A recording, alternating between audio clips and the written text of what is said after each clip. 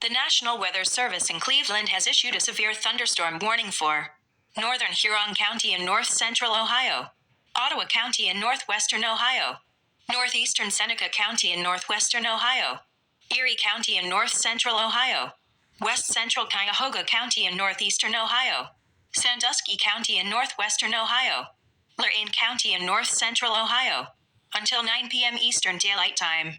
At 7:57 p.m. Eastern Daylight Time, severe thunderstorms were located along a line extending from 18 miles north of Put-in-Bay to near Port Clinton to near Fremont, moving east at 60 miles per hour. Hazard: 60 miles per hour wind gusts and $50 size hail. Source: radar indicated.